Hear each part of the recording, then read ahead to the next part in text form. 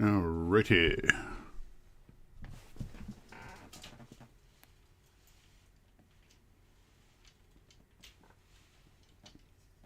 Timber.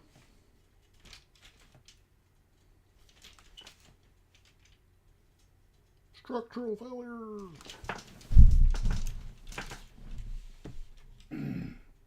Yeah, stay. The lowest production values on the internet.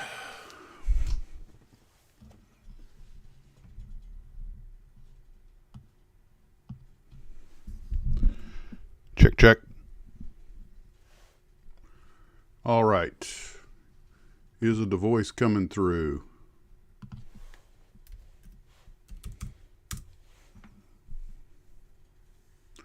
Hello, Big Charlie. Telescope replicator, Hal. Can you guys hear me? Branca Tower. Branca Tower. Check. Okay, very good. Well, guys, I was working on a nice little intro for today, but I didn't get it done before we kicked off, so I decided, what the heck, save it for next time. Now, let's go ahead and get rid of that. All right. Orange Tabby's here. Frank. Let's see. Hal. John, glad you made it. Excellent. Excellent.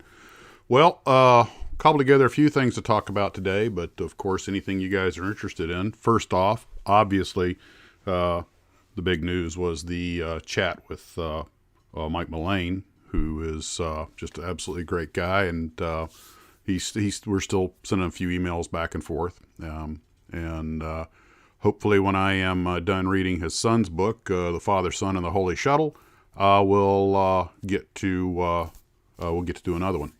Hello, Roy. Possibly even, depending on how it works, maybe even with his son Patrick and him. And his son Patrick not only was a passionate model builder, which Mike was also when he was a kid, but he actually worked in a hobby shop. And he's got some interesting stories. So, hello, Roy, Sergeant 7. Sorry, from snowy New Jersey. Yeah, I'm going to be up in Buffalo in a few days. Hal, it was absolutely my pleasure. I hardly slept the night before. I was like, oh, giggly, tomorrow I'll get to interview an astronaut. Yay! And of course, he gives so many interviews and stuff that he's got, as you can tell by his delivery, it's very, very practiced. And, one of the, hello, Maurice. One of the things about being an astronaut that we didn't get a chance to talk about, but it's kind of a known thing, is that, once you get that magic goofus dust of having been in space, no matter what you do the rest of your life, you still unofficially represent NASA. So, it's kind of like having been a Thunderbird or a Blue Angel or something. Everything you do the rest of your life kind of gets tagged with that. But of course, I think that's something that a lot of the guys actually embrace, because it's just, magnificent thing. And when you even today, even though they're no longer, doing like they did the Mercury guys, send them to the Lovelace and prod them with 100 needles, they still, and he talks about in his book, the medical and everything, the stuff they put you through is still pretty incredible. And I'm not surprised hello, Railroad Redmond. I'm not surprised how that a lot of these guys, a lot of the Apollo astronauts are still, all of them are octogenarians or older. A lot of them are in their 90s now, and they're still going strong. Buzz is 90, and he's still giving interviews, and they're still sharp and everything. And I'm not really terribly surprised, given how thoroughly screened they were. So lower your camera. Okay, wait. Lower your camera. All I can see your head and shoulders at the bottom. Okay. Hang on just a second. Everybody look away, or you risk getting seasick.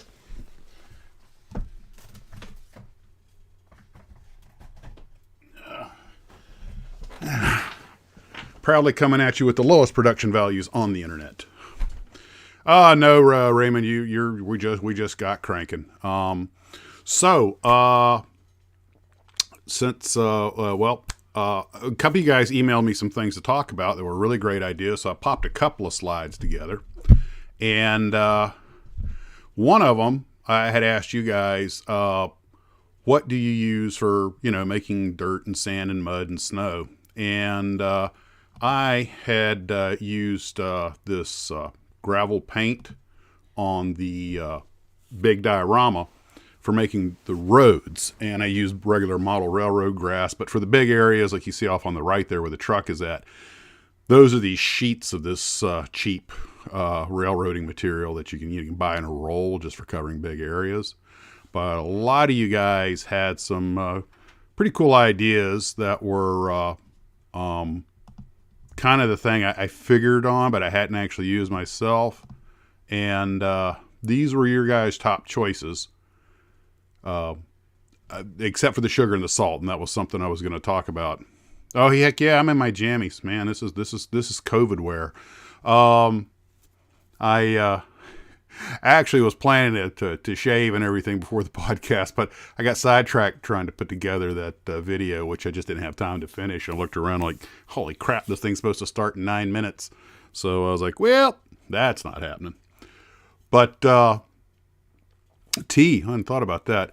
Now, here was my concern with food products, though. Now, some of you guys had mentioned mixing it with various kinds of glues. My concern with food products, sugar, salt, cinnamon, and maybe even baking soda, is that they're designed to dissolve. So I'm assuming now, whereas the kitty litter, the Johnson's powder is not. And I wasn't exactly sure what trials and tribulations you guys had using some of this stuff.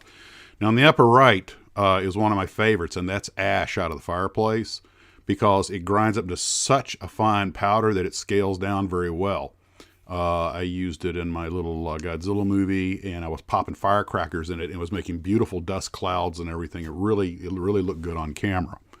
And yeah, I don't know if there's a cat about. Yeah. Dried coffee. Okay, there you go. Fully mixed with glue. All right, then paste. Then dry. Okay. Excuse me.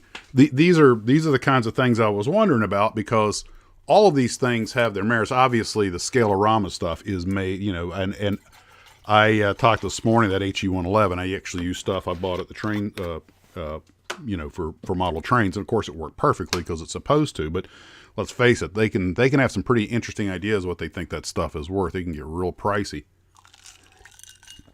It's like if you buy a mechanical part for your car, it'll cost $10. If you put it on a boat or an airplane, it's going to be $50. And I didn't know if you guys have particular favorite ones or not, but you're a modeler when any kind of fine-grained powder, you look at any kind of fine-grained powder, and the first thing that goes to your mind is how you could use that on a diorama. One of the, I kid you guys not, yesterday when foodstuffs need salt to kill bacteria. Oh, see, now there's the kind of thing I didn't think about. I do need to share. I tell you what, let me put that back up and just make it smaller.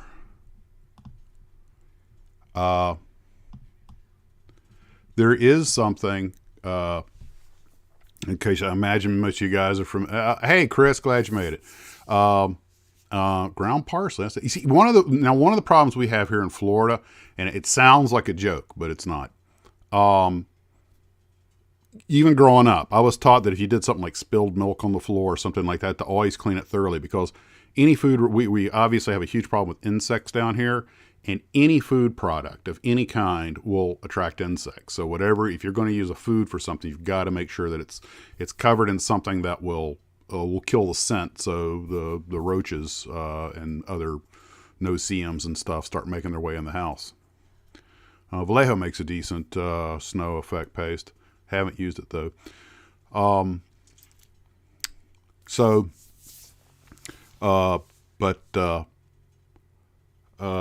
Yesterday, and I'm sure you guys are already familiar with my almost choking on a decal. I mean, can you imagine reading that in the newspaper? But it's amazing the unconscious things you do, and it made me wonder how many of us have at some point done something without thinking about it along those lines that just kind of blew up in your face unexpectedly, caused some sort of I mean, we've all nicked our. I got my fingertip the other day with the sprue cutter, and it made this perfect little V for Vendetta in my fingertip, and it was just the most ridiculous thing. You're just literally just clipping a piece and didn't realize that I'd gotten my finger a little too. And that's never happened before. I mean, we've all nicked ourselves with X-Acto knives, I would imagine, but and then followed by the coughing K. K is for cough, and. But what I was getting at was, you're a modeler when, as soon as that thing was not on my finger or my thumb, and I knew it was on my tongue, the first thought I thought was, save the decal, immediately followed by, this is going to play so well on tonight's show. Which tells you about the mindset of modelers. Hi, Anshlag, welcome aboard. It's just, it's like, come up with your goofiest story. And I don't mean like anybody got hurt, just the weirdest thing. Because things happen in the real world the most fertile imagination could never dream up. And put ramen in the microwave without water. I thought moral of the story, don't go things half awake. Yeah. Yes, Garfield, you're right. In fact, we were able to determine that the very first model anyone ever sent me was that puss moth. Puss moth. Make sure I say it right. It's not a puss is the stuff that comes out of your puss as in pussycat. The puss moth was the very first model anyone ever sent me when I first started this channel, and I left the decals out. I'd never had problems with the decals, but I came back the next day and they were half gone. And a bunch of you guys said it was probably insects. I came back the next day and sure enough, there were bugs on it. So and apparently whatever they make the things out of is something insects are attracted to or can be. Of course, not all decals are made the same. And I don't think old decals are as prone to it as new decals. But I'm just reading a couple of. Yeah, John, I think we've all gotten ourselves pretty good with an X-Acto knife once or twice. I mean, when you think about it, though, model building would be a great hobby for a surgeon to keep used to using sharp things and delicate. And I think some surgeons I've heard build model ships, though, working on the rigging and everything. In fact, I was just watching some videos on rigging the Wingnut Wings models, because when I ever get around to doing that Felix stow and that Mr. Hamilton sent me, I want to make bloody sure I do that thing justice, because I've opened the box one time and looked at it, and I'm like, it really, from what I've seen so far, I won't know until I actually build the thing, but even all the videos I've seen, that company really does live up to its reputation and makes some pretty outstanding stuff. And the level of detail, internal, external, is wild. Fortunately, being in an open cockpit airplane, you'll actually be able to see a lot of the interior detail. So that's going to take a while to build, not only because of the size. The other thing I have to figure out is where I'm going to put it. I may have to make some sort of plexiglass case or something for it, because that's not the kind of model you can dust, because obviously all the rigging on it and everything. I mean, I suppose you could fan blow it, but you're going to, you can just about rig one the same as a real airplane, and being 1/32 scale, and they already have little holes and everything, so you have places to put the rigging. That's one of the biggest problems of rigging a small, like 1/72 scale or 1/48 scale biplane, is the attach points for the rigging. That's always been my particular foible anyway. You can get in there with a pen vise and make some little holes, which helps, but that easy line, that stretchy easy line, makes it easier too. That's what I used on the swordfish. And I'll use it on that other swordfish also, but I want to do a nicer job on you always want to do the nicer job because you want to get better as you go. But rigging is something I'm going to practice. In fact, I may do that swordfish just before I do the Felix stow, just to kind of be recurrent training on building biplanes.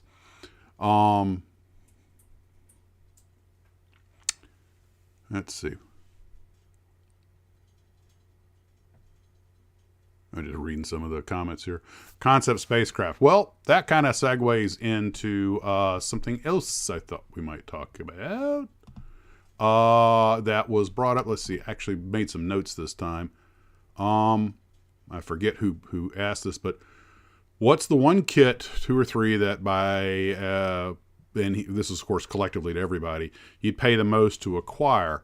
And I put these are a couple of the Holy Grail kits that are out there. By no means representative. So you guys, what are the kits that if you saw it, you would not be constrained by cost? Obviously within reason. The reason I put the Golden Hind up there is that, if I'm correct, I'm talking about an actual original Airfix one, along with the BTK Spitfire. Very easy kits to build, but the Golden Hind, I believe, is the very first Airfix kit ever, and the BTK Spitfire is their first airplane.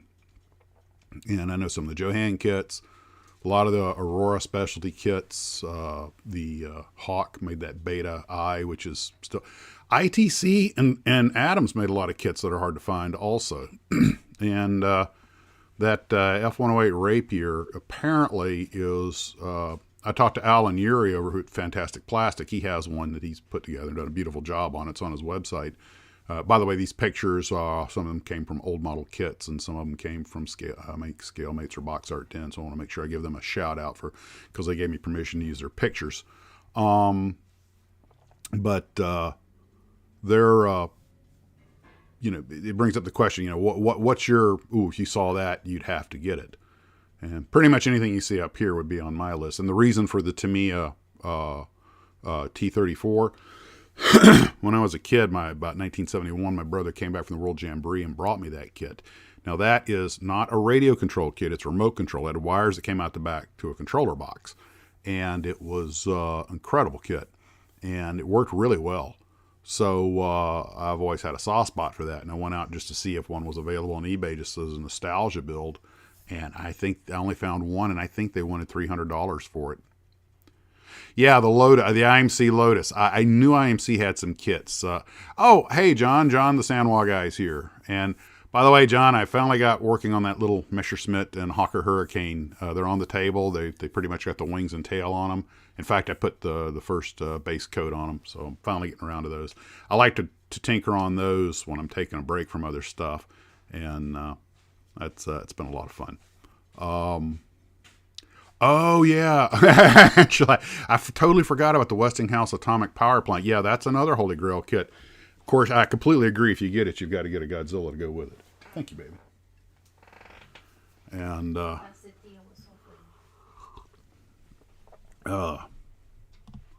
my lovely wife just brought me some hot tea.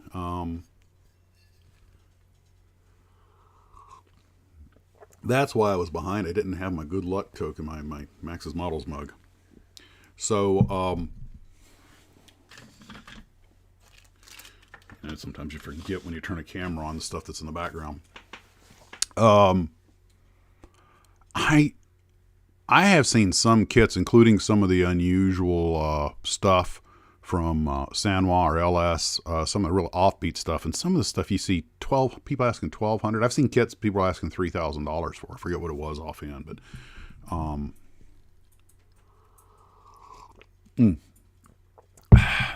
oh, thank you, Burning Bee.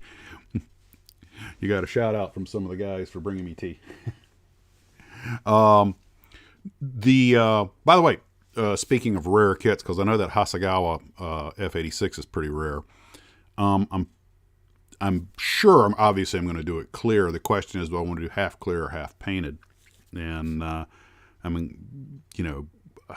still haven't made my mind up, but that's one of those. The irony of that is that you finally got a kit where all that internal detail is going to come into play, and it's going to be important. I was asked by somebody if I'm going to paint the details inside or use decals, and I'll have to look at it first and see. The nice thing about 1/32 scale, of course, it's big enough that you can put some detail in it. I'm probably going to buy some new optics because the ones I got are getting pretty beat up and getting hard to clean. And something like that, I want to be able to make sure, because everything matters on that. And that's another one that might need a case made for it. A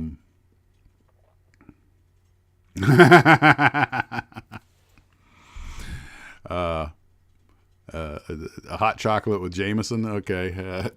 If that's not a cocktail, it ought to be. And we'll call it the Maurice. Yeah, that little Luna lander is neat. I was at the grocery store and I was going to buy some Rolos to get the gold foil, and the grocery store didn't carry them. So next time I've got to get, because they're I almost got a Ferrero Rocher because they had gold wrap, but it wasn't shiny enough. It was a very flat finish on it. Hey, who needs, like, I need an excuse to buy a pack of Rolos, but Toblerone might work. But I was actually surprised how good that little 1 to 200 scale AMT Apollo with the lunar module. And one of you guys had pointed out that it was actually just one part of their whole rocket that they marketed separately, which I think is a clever idea. And when I get it done, I'll probably put it up by the Saturn V up here on the it'll make a real nice companion piece of that. The way I plan to pose it is one half removed, so you can see the lunar module inside with the command module on top. And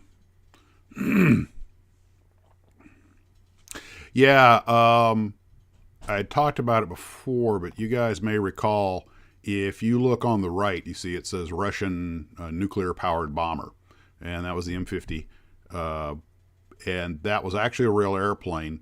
But when it was, of course, it came out at the height of the Cold War, we didn't have any intel on it, and everybody thought it was the nuke bomber. Now, people kind of joke about Aurora today making it as a nuclear bomber, but Aviation Week and Space Technology Magazine ran an article showing that as the new Russian nuclear bomber, because that's what the American intelligence thought it was, and that's how that kit came to be. And of course, then you have the Beta I, and that was that was based on something that the Air Force was toying with on paper. So all these designs, despite how outlandish they may seem for the time, these were serious attempts at what people thought it was going to be.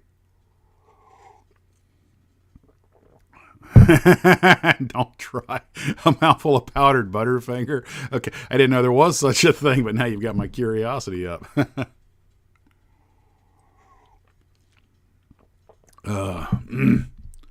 So you wouldn't give someone your last Rolo. I might give them the last Rolo, but I'm keeping the wrapper. How many of you have ever, okay, and tell the truth, how many of you have ever bought something that you didn't really want because it had like a clear plastic bubble on it that you knew would be perfect on a model you were working on? I made a full-size space helmet one time, and I found, I forget it was a pair of headsets or something that were on sale, and they had this huge clear plastic bubble. Oh, they make it for a perfect faceplate. And my wife was like, "You're not spending $100 on headsets you don't need just to get a piece of plate." And that was all that was going through my mind. I can make a face shield out of that. Well, don't worry, Gabriel. You will. Right now, Oliver in Malta, I sent him the box and the decals from the Twin Otter, which is, by the way, coming along. And he sent me an old Aurora, just bagged Aurora Cobra that he had, but he didn't have the canopy for it. And I was like, that's okay. I'll find something. I guarantee you, if I'm walking down and I see something that looks like it's shaped like a 1/48 scale Cobra canopy, I don't care what's in it. You know, I will buy it for the plastic. I have done that on a couple of occasions. And when I made my Enterprise, I had the Broussard collectors working, and what I had put in there, you guys remember little rubber balls that you throw them and the lights will, you turn them on, and when you throw the ball, the little lights twinkle. The Kmart sold them for like 49 cents. So I bought a bunch of those, ripped them open, just glued those in the front, wired them to batteries, and sure enough, I had the twinklies up in the Broussard collectors, and since I had put transparent red paint over them, until the batteries died and one of them crapped out, they worked great. But there's a whole lot. I had some very poor video footage of that I lost a long time ago of it, but I was like, it worked way at 49 cents, a lot cheaper than a lighting kit. Oh, Fishing with Bob. It's fun. That's how I got that display case I have in the TARDIS. That was sadly Hobby World went under. They sold me that case for $50. It's beat up. I removed the back doors off of it because I didn't need them. But no, it breaks all of our hearts to see the local hobby shop go under. But in tragedy, there is opportunity sometimes. Actually, I did the B-47 and the B-29 and a bunch of and the buckets of small jars of paint I have. All of them I got during their going out of business sale. That's one reason I had to buy an electric mixer, because all those paints are really old, but they can be reconstituted. And they, of course, when I do buy a new paint, there's a definite difference, which brings us to the next point we were talking about, and that is the paints with the weather. And Barry made a good point. Excuse me. Barry made a good point. He says, when it's cool and I'm painting, I use a small travel hair dryer to stabilize the drying of my paint and glue. And even when I use it, it's not cool on the paints. But I thought that was an interesting idea. Who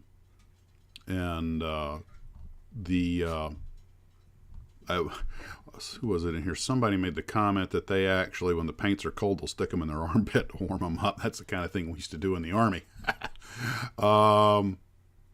But I thought that was interesting. Kind of steering back towards dioramas. This is the little base plate I made, quick and dirty. And that's some of that model railroad grass, and which works really good. I mean, it's good stuff. But and I got a big jar of it, but you have to apply it. You have to lay the glue down and then apply it, and then of course you shake it, and most of it comes off, and you reapply it. And the problem is getting a nice even layer without clumps and stuff. That can be a little tricky. And I thought I would just I'll just dump the stuff on it, cover it with a pile of it, and then shake off what's left. But that doesn't always pressure the stuff down into the glue. But if you'll notice, the the taxiway is just a piece of very fine grit sandpaper, and I find that sandpaper makes really good asphalt. It's easy to glue down. It adheres. Some of it's actually self-adhesive. You got all the different grades of the stuff depending on how much texture you want on it, and that leaves you with the ability to to scale the texture of your roadway or parking lot or taxiway, whatever it is. And of course, you also have the option of the paints when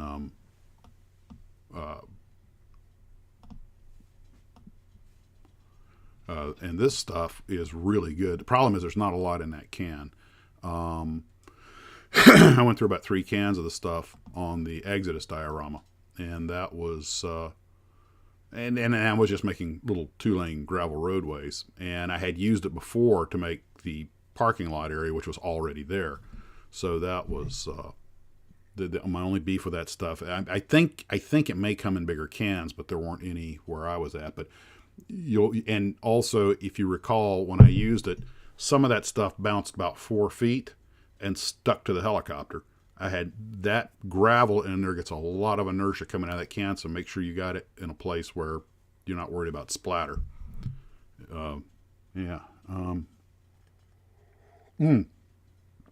Absolutely, Michael. The modelers are absolutely born recyclers.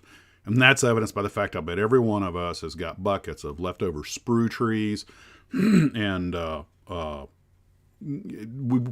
doubt anybody in here has thrown away a single usable part.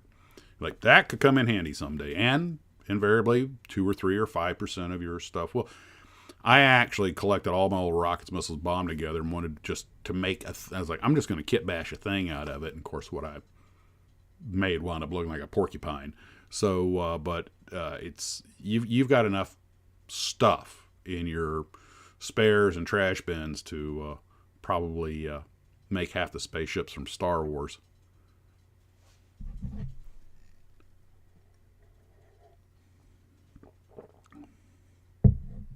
Okay, after applying the grass, drip on 70% isopropyl alcohol to break the surface tension, and then watered down glue. That'll get the grass to stick. Okay, that's an interesting idea. Figure holder. Oh yeah, yeah. One of my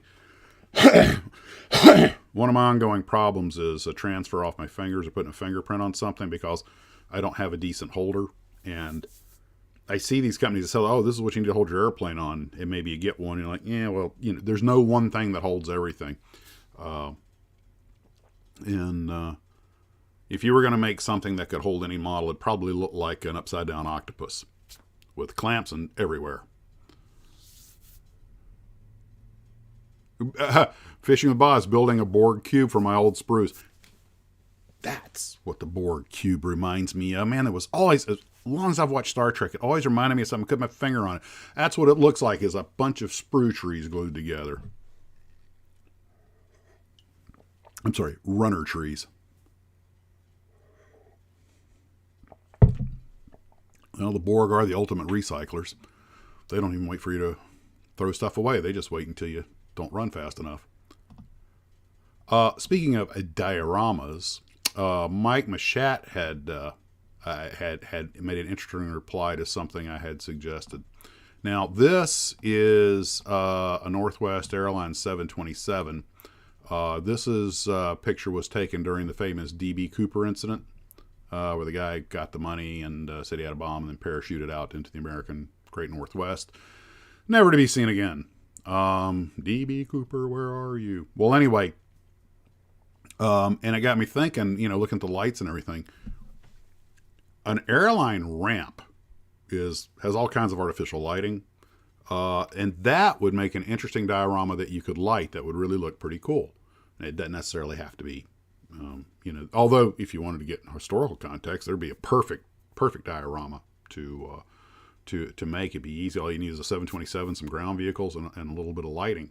But you could light the inside of the airplane and everything, and that would be cool. But just any airline ramp would make an interesting subject for, including, for that matter, just making a lighted airliner, with all the windows in the back lit up. And I think that would be pretty cool looking, interesting. And I don't know anybody that's, to my knowledge, that's ever done it. I heard someone say the Borg cube was the box the Death Star came in. That's good. That's good.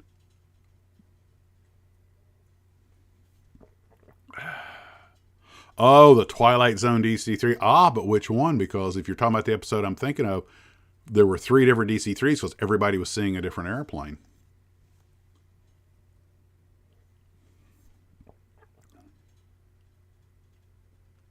Well, John, it's interesting. I'm sorry, Michael.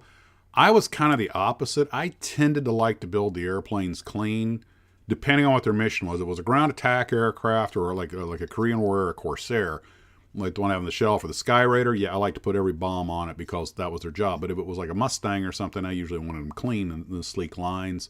The Thunderbolt I'm working on, Miss Melissa, is... I'm probably going to put the drop tanks on it, but I think that's probably going to be all. And it's interesting though, because whether you ordnance out an aircraft or not, really has just like making it gear up or gear down, it has a huge impact on how you perceive the model. From an eye-catching standpoint, I think if you're dealing with airplanes, on the ground, canopy open, flaps down, ordnance on it, probably makes the most eye-catching thing because there's so many complex lines and so much to it. There's so much to look at. But with cars, I'm exactly the opposite. I think cars look best when they're clean. Hoods, trunks, doors, everything closed. Make them look as streamlined as possible, which is why I'm planning to put the engines, display the engines on the outside.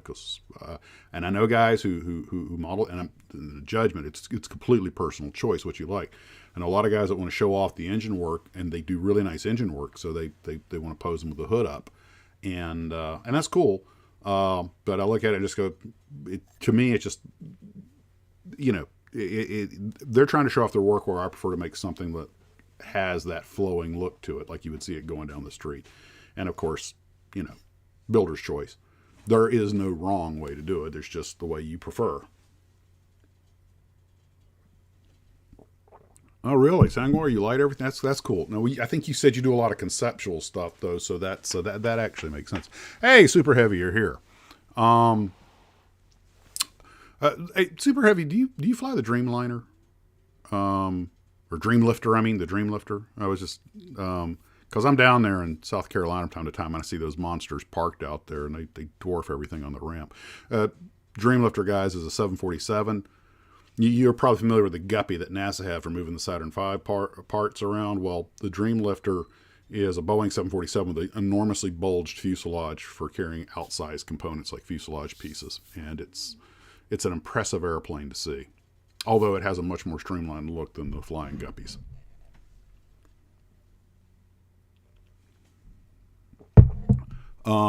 Okay, when you said super heavy, that was just what I was thinking.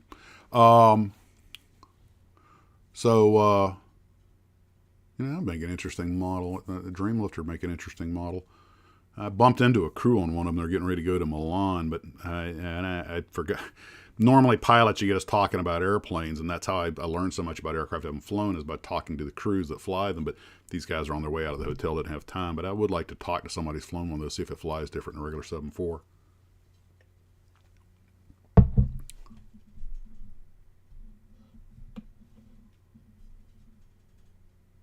Yeah, Tinfoil Hat Orchestra is talking about working, with big models. And I've seen some pictures, and I think some of you guys may have actually sent them, but I've found some pictures of guys who are literally the really big models. They mount them up on the wall on their bellies, and it's because it's just the only way he's got room to display them. Because when you put them out flat, there's just, you need a 30-inch shelf just to get the wheelbase on it. And then the noses are still, or wings are still sticking out. And then you got to dust the things. And to me, that's my dread. You cannot have enough glass cases.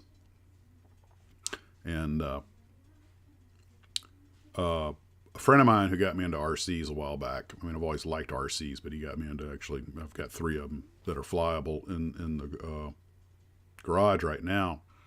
And he was complaining that, yeah, you build a kit model, but it just sits there. All you can do is look at it. And I was like, yeah, I can, but I've never had one fly away on me either, which happened to my 1400 millimeter Zero.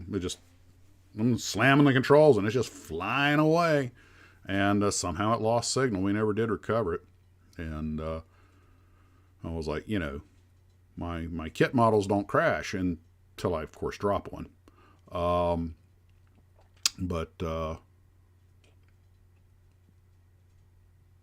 And then that brings up the problem if you move.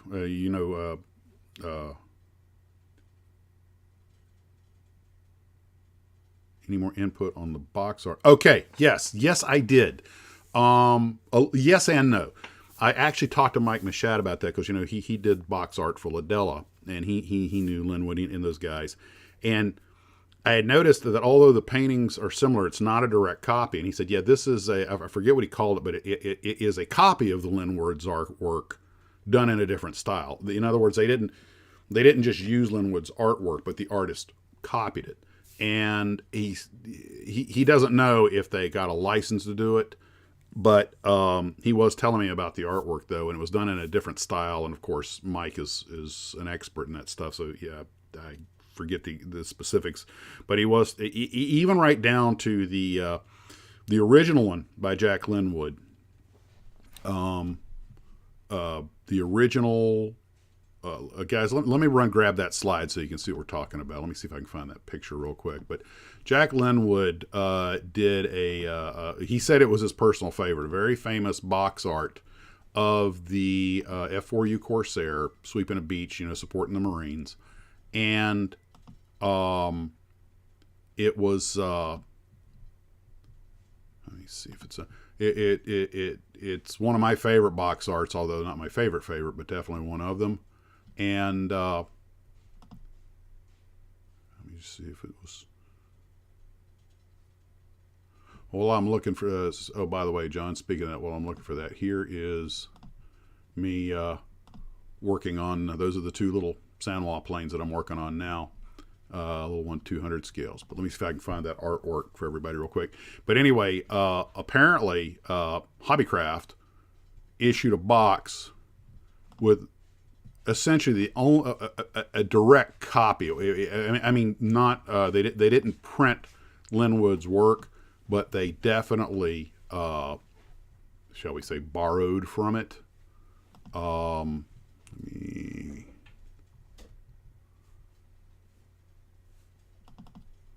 see if I can find that slide real quick.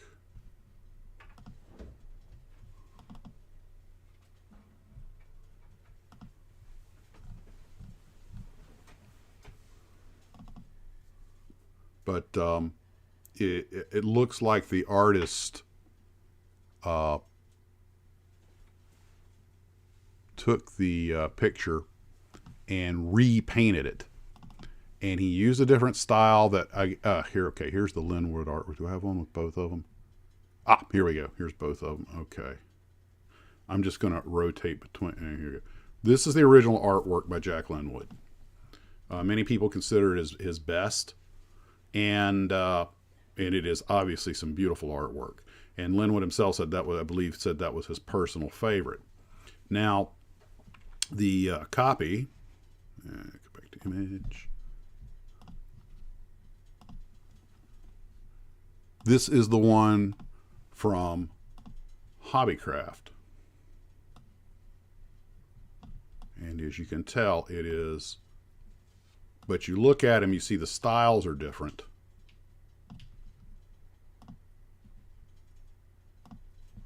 But you can tell that it's clearly a painting. You know, they made the orange explosion in the background instead of just the water splashes. But right down to some of they enhanced some of the bullet splashes.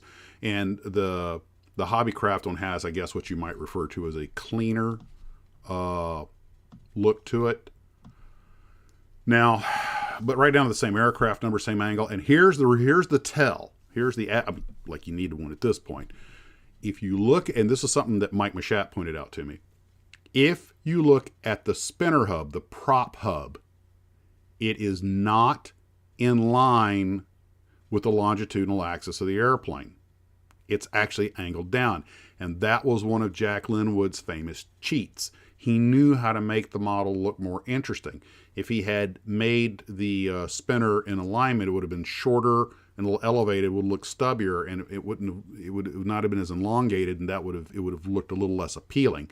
So he just, of course, your eye can't catch that unless someone points it out to you. I mean, it takes an artist like Mike to look at it, who also had studied under Jack and knew his tricks. And but I don't know if they paid a royalty or a licensing fee, or if they even had to, because the artwork has been changed enough that you can call, I mean, it is an original artwork. They may very well have simply traced over the old one, but it has been repainted. It's done in a different style. It's got less detail. It's what some people might call cleaner. So there's probably enough change they didn't have to do anything. Of course, this was done a very long time ago, but they say imitation is a sincerest form of flattery. One of the biggest changes, if you'll notice on the Hobbycraft box art, you see a big white arc showing the prop spinning, whereas Jack, it's just a teeny tiny one. So I think personally, of course, I'm very prejudiced because Jack Linwood is my favorite box artist, bar none. He did my favorite artwork, the Spitfire Mark I for the 1/32 scale Spitfire for Revell. But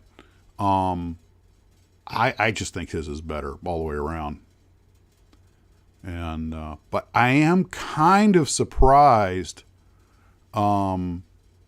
that they would actually make such a close copy. I'm not sure what it could be. Someone at the company just built that Linwood kit as a kid and thought it was the greatest, or maybe it was a shortcut. I have no idea the story behind it, and that's the only one I'm familiar with that Hobbycraft did that way. But to be honest, I haven't really looked that far into it. Roy Cross and Jack, there probably is, but I should look. Well, actually, hold the phone. Where is it? Hold on. I'll be right back.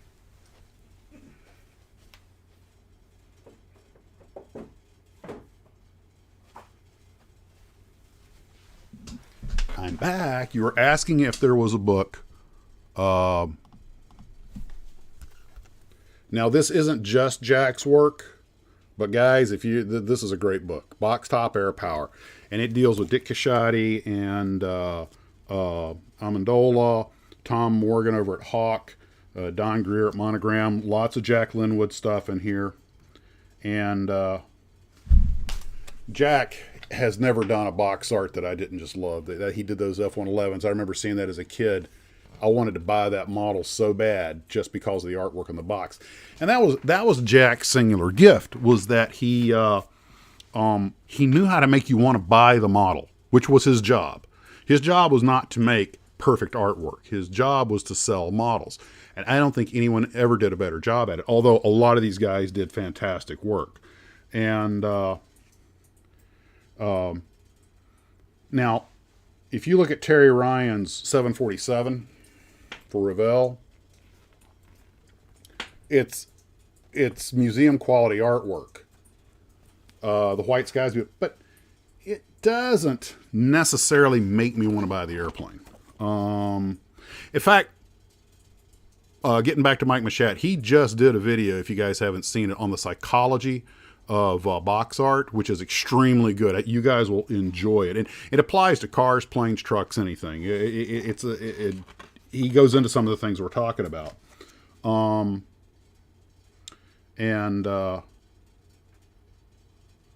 So let me read a few comments here. I've been chattering so much, I can't get the RCs and motors to make annoying sounds. That pulls me out of the experience. And the electric ones are quiet. You know, Gabriel, you can get a sound card for an electric RC, and I've heard one on a Zero, and it sounds pretty impressive. And oh well.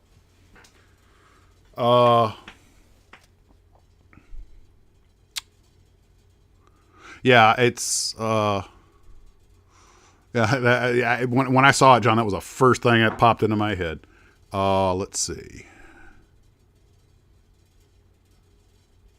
I've got to back up. Blah blah blah blah. Dump for a good. My wife, she dumped me for a good friend model. God. But anyway, to answer your question, Gabriel, is box top air power is one. There's probably more. I know there are a lot of books by Shepard Payne, who is a famous diorama maker, and I need to get some of those because my dioramas need some work. And if I'm going to do some more, I mean, you know, the guy, I look at some of the guys' work, I still don't know how he had the tricks he pulled. And he did it a long time ago. We didn't have some of the toys we have now to work with. Let's see. Yeah, in fact, something you're talking about, John's talking about being action-oriented. And this is something that Mike talks about also. Unfortunately, a while back, many moons ago, somebody people were complaining about the action scenes. So a lot of the military models had their artwork sanitized, but they didn't want to pay the artist to go do a whole new artwork, so they would just blot out a lot of the action stuff. They might leave a prop feather, but they wouldn't show fire and smoke. They wouldn't show the guns firing, and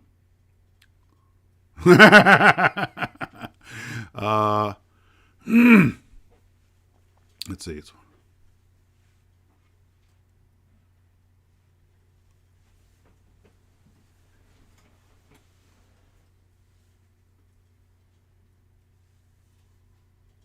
Maybe the artwork comes with the molds.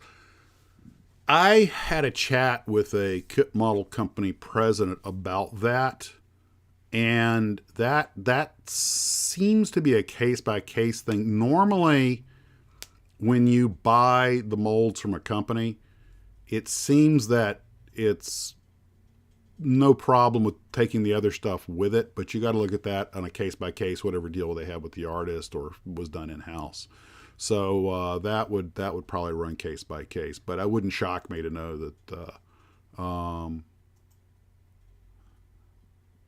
it's not my fault. It's okay, John. Oh,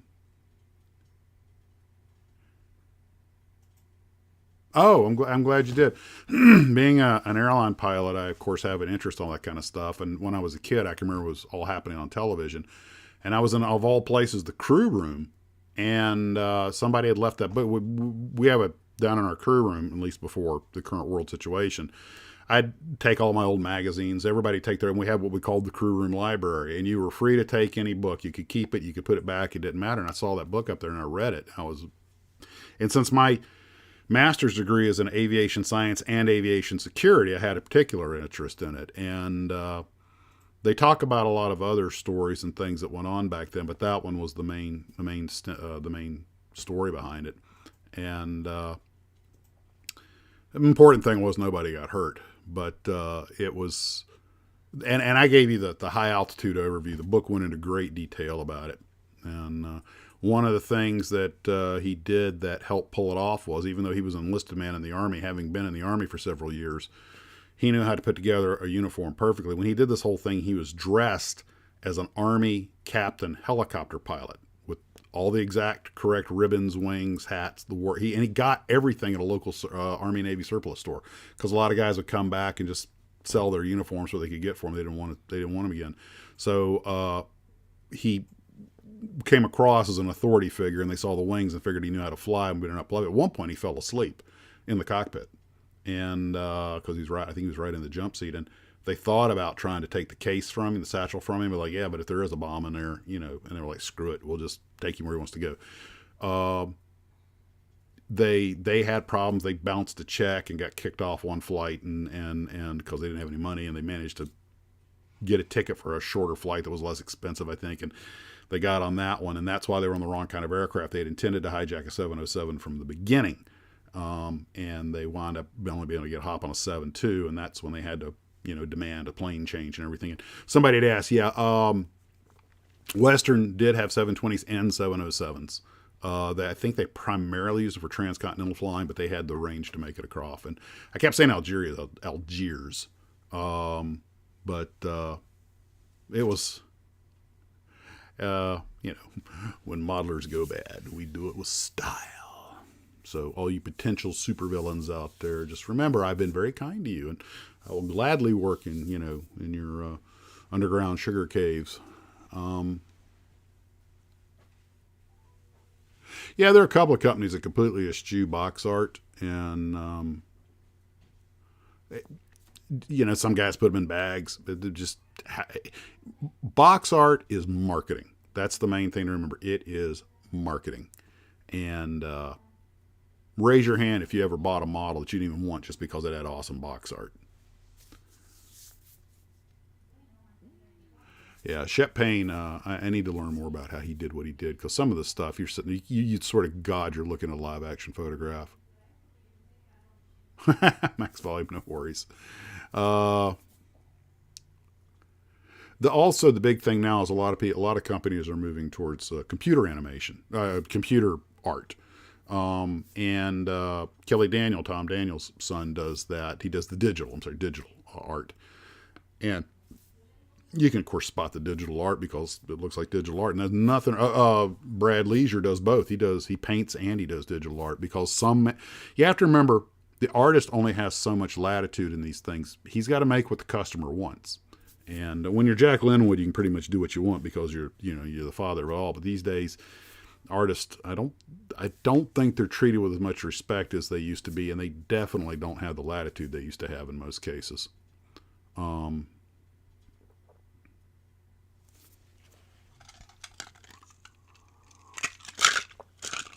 This is Puncha Crema. It's my wife's from Venezuela. This is a Venezuelan beverage that's a holiday thing. It's basically a liquid dessert with a hint of rum in it. It's pretty good.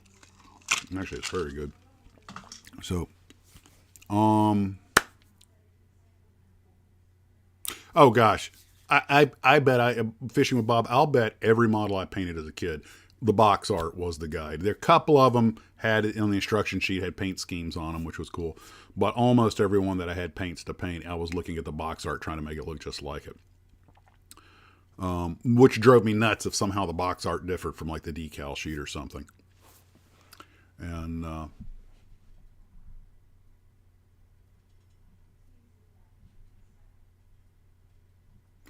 so let me ask you guys real quick, take a second to think about it. List, 1, 2, or 3 kit models that are your Holy Grail kits. And I was trying to figure out what the rarest car models were. I know there are a lot of rare Johann models out there, but there's a lot of rare ITC models. Just about anything ITC made's gotten fairly rare. But Adams and ITC are still kind of Holy Grail kits for a lot of people. A lot of the old Aurora stuff. The original Big Frankies, for you guys who like to do figures, I think those things have gotten really expensive too.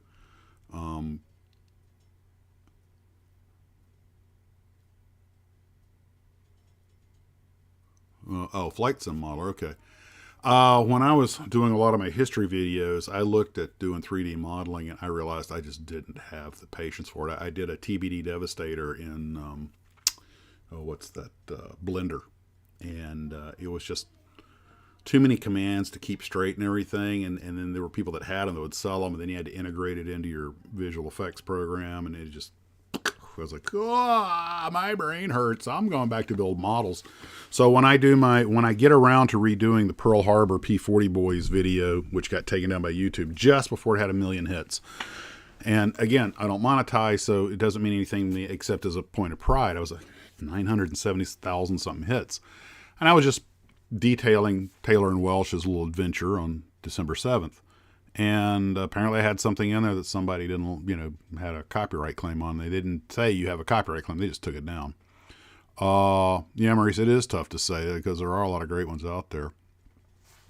But when I want to redo the Midway one, which is why I've kept all of the models. And I used a lot of models in the last one.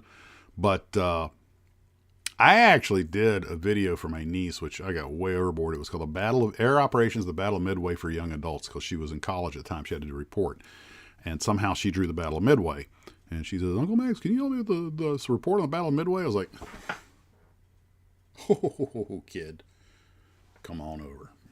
And I set up the big thing in the garage, and it's still out on my channel somewhere, I think. And for 45 minutes, I just regaled her with the whole story. She's just scribbling notes down like wild, and way overkill. But I had the models spread out all over the table. I had the Japanese fleet over here, I had the American fleet over here. I had a printout of Midway Island with all the little model airplanes on stands, and it was like one of those RAF, tracking boards where they're giving commands to the pilots to go intercept, and I was like, talk about overkill.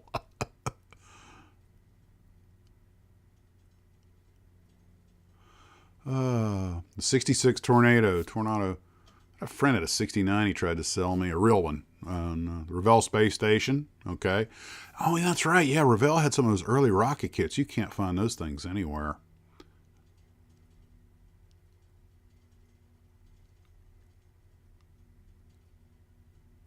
Oh, that's interesting. Using your to blow. Yeah, the ITC F108 for sure. That would probably be my. If somebody said one, I think that would probably be my one. I'll be honest, I'd be afraid to build it for fear of screwing it up because they are rare. Bondi FA78, okay.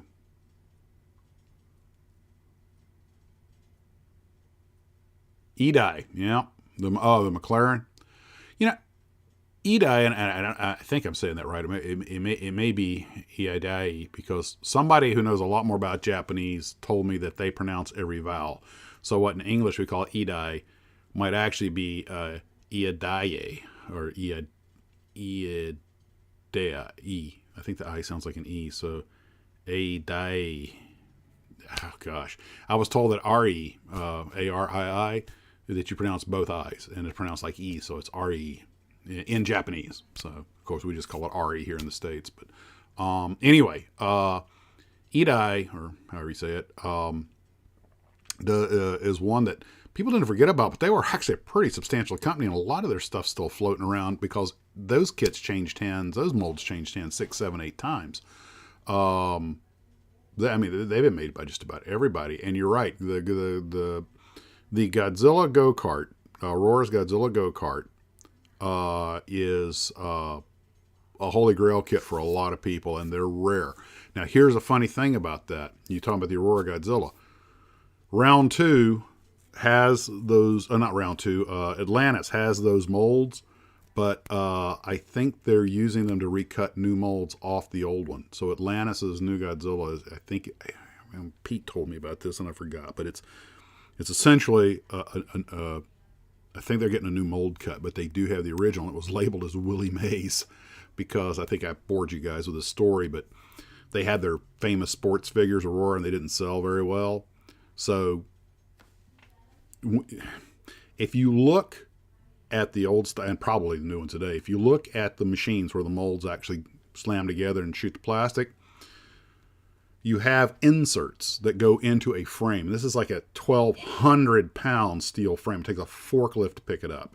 And in it go these heavy either beryllium copper or steel molds, but they're inserts, okay? And that actually has the core and the cavity, you know, to make the mold. Well, these gigantic frames are very expensive, just like the molds are, so they're not going to throw them away. So when Aurora said, okay, these sports figures, let's reset it. So they pulled out the inserts and made new inserts, and it just so happened that they just gotten the rights to make the Godzilla, so that they put those inserts in the frame that had held the Willie Mays inserts, but they never relabeled it. They just knew what it was. So they knew, hey, go get the Willie Mays. We're going to make some Godzillas and other things you never thought you'd say as a grown person. But anyway, they started manufacturing. Well, of course, you guys know the Aurora sells to Monogram. Yeah. Company change. It goes. The molds apparently stayed in Illinois the whole time. The ownership bounced around to Germany and all these other places, but the molds never moved. They physically stayed put. It's like having a paper gold certificate that represents gold in a safe somewhere. If you pass that certificate around a bunch of different people, the ownership changes, but the gold never leaves the safe. And apparently a lot of those Monogram and former Aurora molds, it's exactly what happened. They never left Illinois.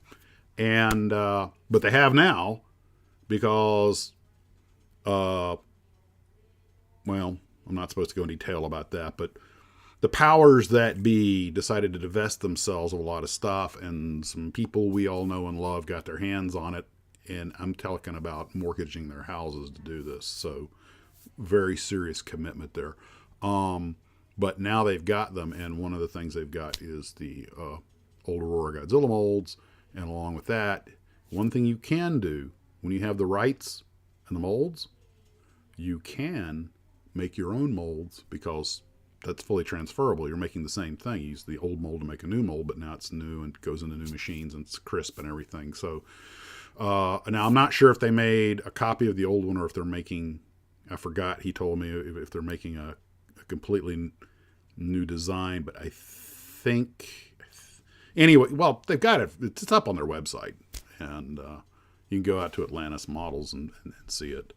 And God bless the guys at Atlantis. You know, they're keeping people like us in new models of things we love to build, and their models. I just built that Atlantis, you know, for the Diorama. I built that Atlantis patent tank, and it is a patent, by the way. It is an M46.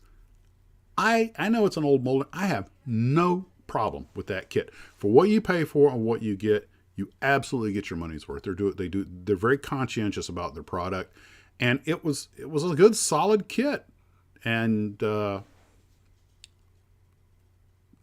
your opinion, what is the best scale for aircraft? I prefer 148, but you know, I'm going to throw this out there. For single engine, for fighters, for World War II, for World War I, for fighters, regardless. World War I, World War II doesn't matter. I think 148 scale is the perfect scale. Big enough you can see the details, small enough it'll fit on a shelf. For transports and bombers, 1/72 scale, unless you've got a lot of storage space. I remember when I was a kid, I got the first 148 scale B-17G as soon as that thing came out. And I loved it, but I had no place to put it. It wouldn't fit on my desk. It wouldn't fit on my counter. It wouldn't fit on my bed. And if you're getting into really big stuff and your limited space, 1/144 for really big airplanes, B-29s, B-36s, stuff like that. And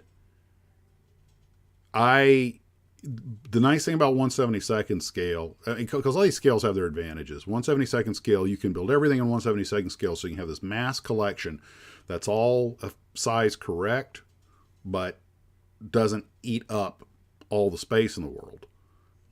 So it in 1/32nd is when you want to see the details.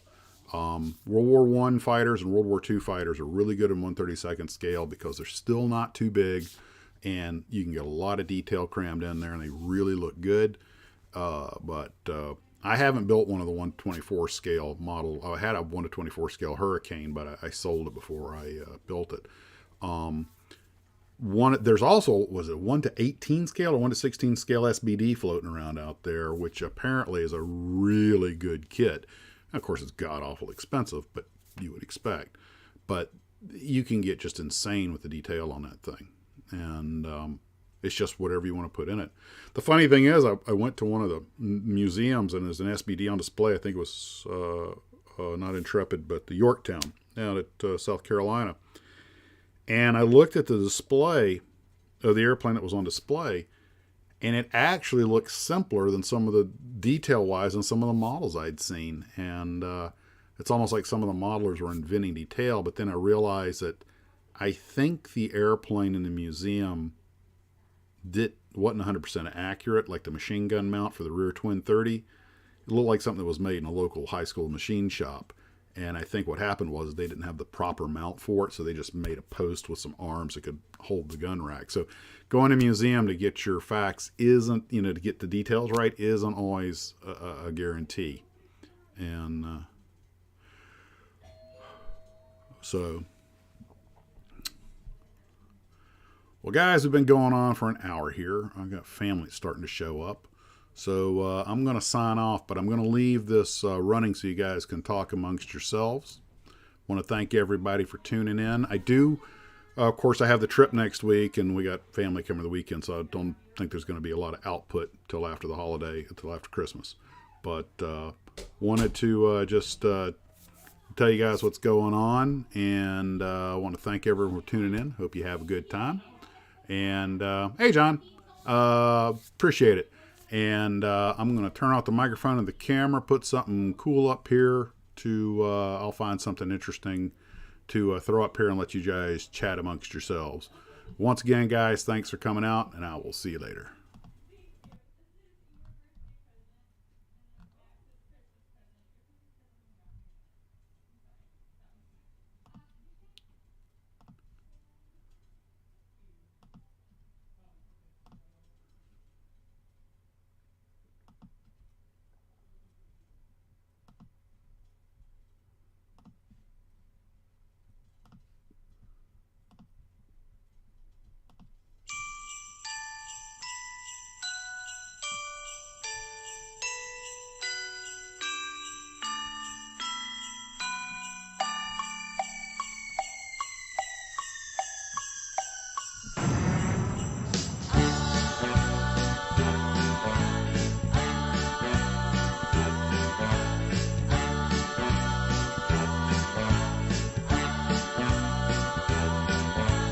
Christmas at Ground Zero, there's music in the air.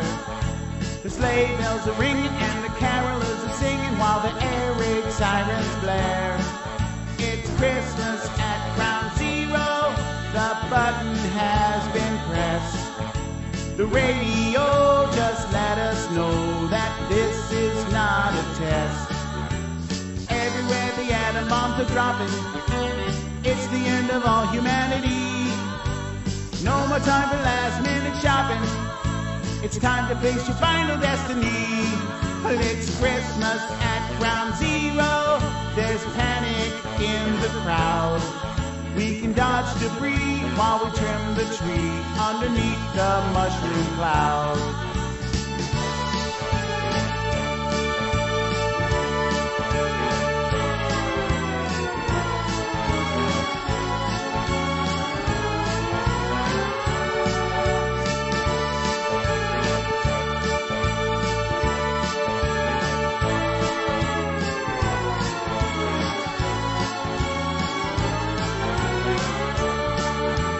You might hear some reindeer on your roof. rooftop or Jack Frost on your windowsill. But if someone's climbing down your chimney, you better load your gun and shoot your kill. Well, it's Christmas at ground zero, and if the radiation level's okay, I'll go out with you and see all the new mutations on New Year's Day. It's Christmas at ground zero, just seconds left to go.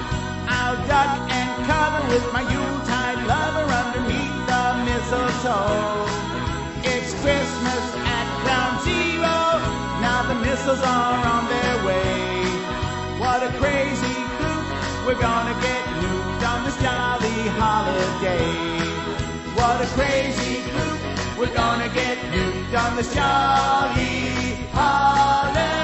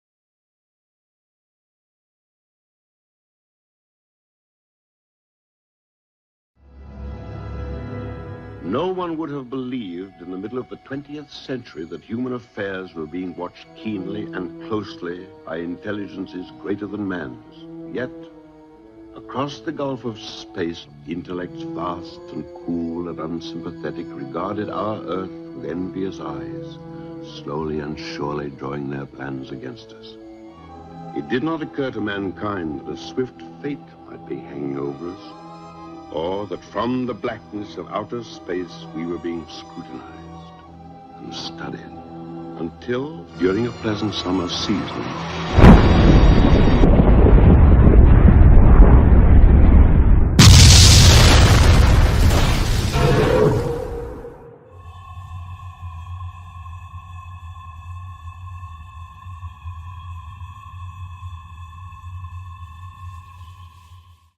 By the third day of the calamity, those fortunate enough to have been sufficiently far away from the initial attacks fled the devastation of their once great cities for the temporary refuge of the mountains and prairies, swamps and woodlands. As the roads and highways became littered with abandoned vehicles, as fuel was exhausted and bridges destroyed, people crowded the remaining transportation or simply walked. But they continued their trek away from the invaders. Eventually, informal convoys formed. This is the story of one such caravan. As some remnants of the population of the Los Angeles basin made their way eastward into the foothills, a small National Guard detachment and a few remnants of local law enforcement managed to keep some semblance of order. The policemen, in their now tattered uniforms, did their best to present a professional police presence to help reassure the survivors that society had not collapsed and that civility was still required of all. The military detachment was made up of Marines who had orders to recover tanker trucks with their now precious cargo of gasoline. As they sought refuge away from the nightmarish sounds of the battle just across the mountains, they slowly made their way through the mountain roads. But their course, which had initially simply been one of immediate escape, was no longer a random one. For military minds, which were as cool and calculating as those of the attackers, had also been watching, and their observations would soon bear fruit. But for now, the people drove or rode or simply walked away from the terrifying sounds. As a father tries to reassure his terrified children in the back of a truck, he tells them of how he once saw such things as he marched across France in 1944, and told them not to despair, for once the madness had ended, life eventually returned to normal in that faraway land. But he also quietly wondered if France was now also under attack. A mature couple, still looking dignified despite their now tattered clothes, continued to walk with their heads held high. A passenger of a truck stands by, ready to fend off any ruffians who may try to take over their precious transport. A lone man clings to the back of a truck, while others simply ride alongside total strangers with no idea where to go or what to do next. And others simply keep walking. Among the refugees were military aviation personnel that were ordered to flee their stricken airbase after the last of their aircraft were destroyed, their commanders hoping to preserve the skills each man had for a possible future fight. An auto mechanic helps keep an old farm truck going, and his skills are now amongst the most important of all. Each person in this exodus has been ripped away from the story that was their life by an unknown attacker whose face no one has even seen. At best, perhaps a glance at the horrific weapons that attacked them. Were they aliens? Demons of the supernatural? Perhaps it was the Russians, or even angels venting God's wrath on a decadent world. Nobody knew, but everybody wondered. Hungry, tired, dirty, and terrified, they moved along with an almost drone-like demeanor. Whatever meager possessions they had on their persons was now all they had left. Military and civilians intermingled, usually offering each other what little aid and comfort they could. As they entered a large clearing, they were horrified by a new sight. The burnout remains of a small roadside motel, its inhabitants vaporized by the attackers. Clearly the attackers had already been here and moved on, but would they return? Then, although startling at first, there was the comfortingly familiar sound of a helicopter overhead. Its staccato chatter echoed off the valley walls as it settled into a clearing in front of them. Out of it stepped a small team of men, including 2 military policemen and a distinguished-looking middle-aged man in a perfect uniform. Perhaps these men had some morsel of information for the haggard mass, for everyone craved information as much as they needed food and water. A few of the military officers and policemen went forth to speak with these men from the helicopter. The man in charge was a National Guard 2-star general, and he did have much to say. The military, finding its weapons useless against such technology and having realized its inability to stave off this destruction, expanded its mission, prioritizing aiding and directing the seemingly countless caravans of shocked and exhausted people. They commandeered as many strategic assets as they could find, mostly food, fuel, and medicine. With the regular armed forces still valiantly trying to slow the advance of the attackers, the National Guard was assigned the task of aiding an expected tidal wave of refugees. The mission in this area was under command of the general who stood before them. An architect by profession, this bespectacled man understood the need for clear, calm thinking and organization. He began setting up remote way stations with very basic medical facilities, food and water distribution, and fuel for the few vehicles that had made it thus far. With the aid of whatever civilian law enforcement could be mustered, he quickly arranged for a system to be set up.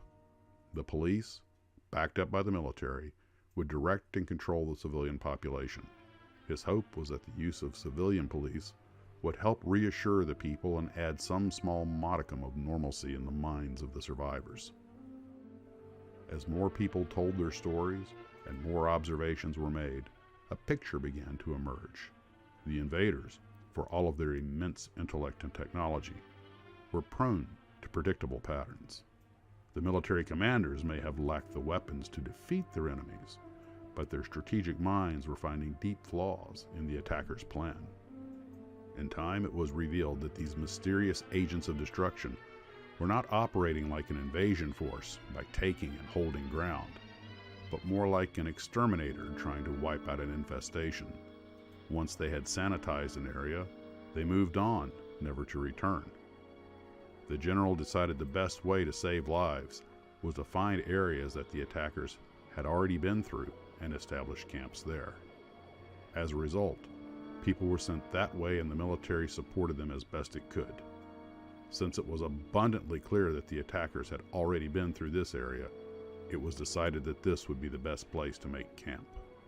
Supplies were trucked in here and at other remote outposts along the ever-expanding river of refugees. Connected by radio, these outposts also served as collection points for information and intelligence. Food and water were quickly distributed, supplies collected and guarded, and minor improvements were made to the last standing structure to be used as an aid station. Communications were set up, and patrols were sent out to scout the area, as well as forward observation posts to give early warning should the attackers return. The food and water, along with the badly needed rest, buoyed the people's spirits. The semblance of order and structure gave them comfort, and the sight of low-flying fighter jets streaking towards the battle gave them hope. There were many pilots in their group who could not help but notice that they did not see all of the planes return. As night fell, people slept in their clothes with their shoes on, lest they be required to flee on short notice. Despite their fatigue, sleep came with difficulty, for during the night, the sounds and eerie lights of the battle across the mountains raged on. Men's imaginations had to be reined in, as every flash of light seemed to briefly illuminate a nightmare. Sleep came with the darkness, and darkness came with the sleep.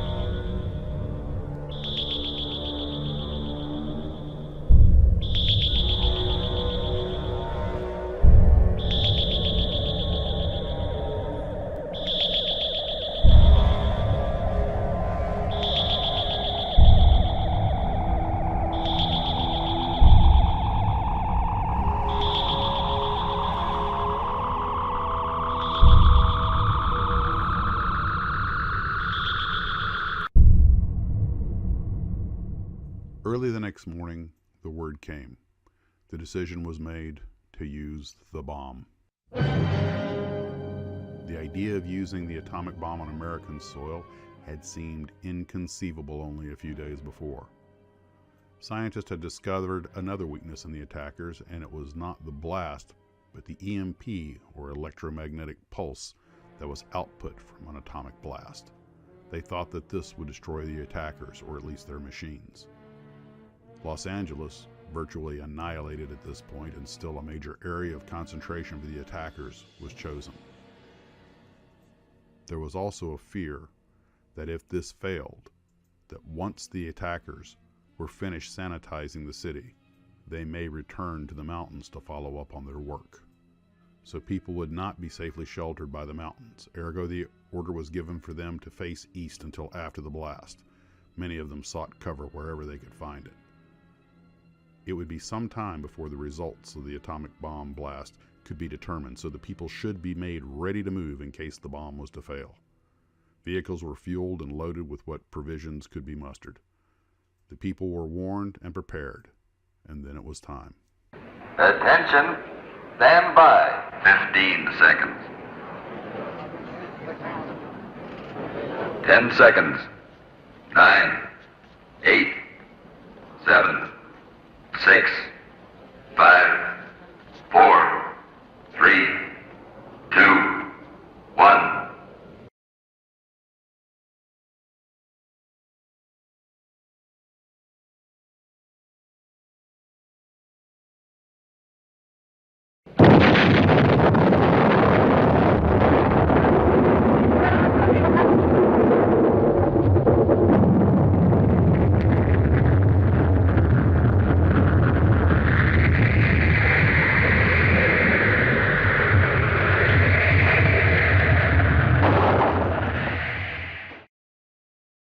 It took some time for the sound to reach the mountains.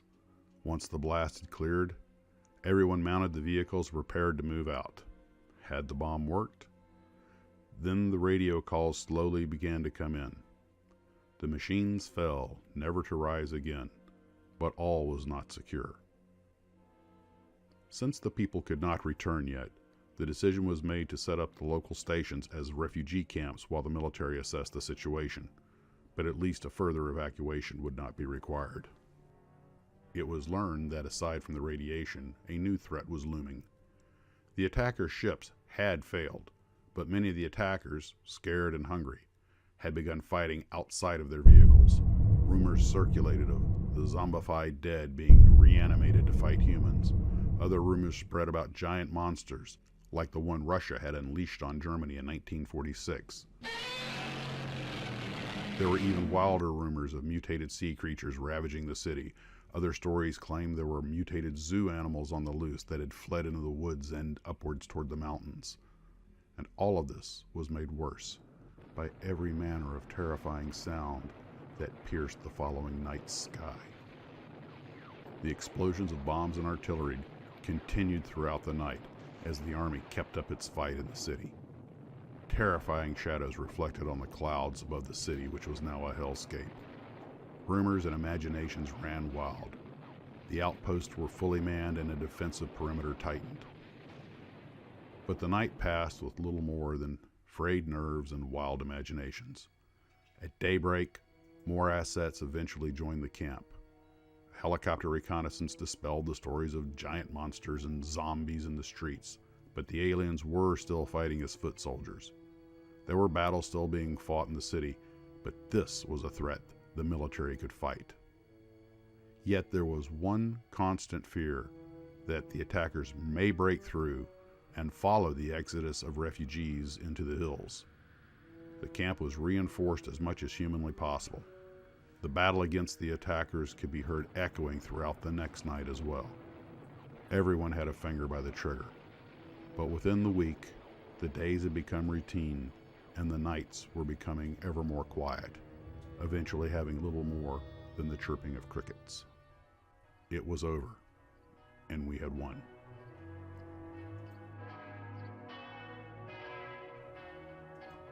The guns eventually grew silent, and the word was sent that the enemy was defeated. The radiation levels outside the hot zone were low enough for human occupation, and the enemy had been totally neutralized. People could return home, or to what was left of it. But there was another threat waiting for them upon their return. Without a working government and no infrastructure, the people had to be on guard to protect themselves from themselves.